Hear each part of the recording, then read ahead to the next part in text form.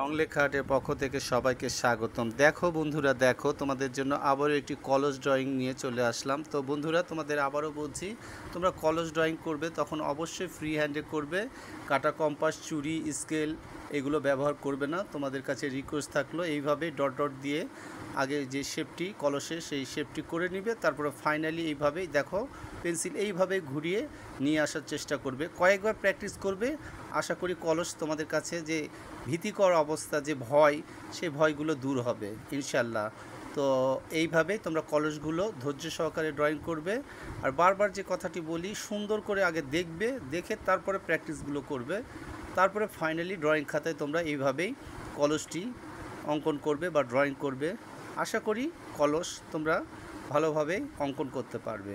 তো এই যে আমি পেন্সিল স্কেচ করছি, আজকে পেন্সিল দিয়েই করব, কোনো অয়েল প্যাস্টেল বা ওয়াটার কালার এখানে কোনো ইউজ করা হবে না। তো তোমরা এইভাবেই দেখো কলসটি কীভাবে সম্পূর্ণ হয় শেষ পর্যন্ত। আর সুন্দর করে কমেন্ট করবে, কমেন্ট করলে আমি অনেক উৎসাহ বোধ করি এবং অনেক ভালো লাগে এবং আরও নতুন নতুন ভিডিও তোমাদের মাঝে নিয়ে আসার চেষ্টা করি। তো এই যে পেন্সিল দিয়ে এই যে এইভাবেই আস্তে আস্তে ডিপ থেকে লাইট হালকা করতে হচ্ছে ব্যাপারগুলো। তারপরে কিছু হাত দিয়ে এখানে কিছু ফিনিশিং করে দিব, হাতের আঙ্গুল দিয়ে স্পর্শ করে এইভাবে। আর এই যে ডিপ লাইটের যে ব্যাপারগুলো সেগুলো ফুটিয়ে তোলার চেষ্টা হচ্ছে রং লেখা আর্ট থেকে। তো তোমরা এইভাবেই রং লেখা আর্টকে সাপোর্ট দিয়ে এগিয়ে নিয়ে যাবে। আর রং লেখা আর্টও তোমাদের জন্য নতুন নতুন, আবারও বলছি, নতুন নতুন ভিডিওগুলো দেওয়ার চেষ্টা করবে। এই যে কলসের যে পাশ দিয়ে যে ব্যাপারগুলো বারবার এখানে কিছু পেন্সিল ব্যবহার করা হয়েছে, 6B, 4B নর্মাল যে পেন্সিলগুলো সেগুলো এখানে ব্যবহার করা হয়েছে, তার কারণে এই ব্যাপারগুলো আরও সুন্দরভাবে ফুটিয়ে তোলা হচ্ছে।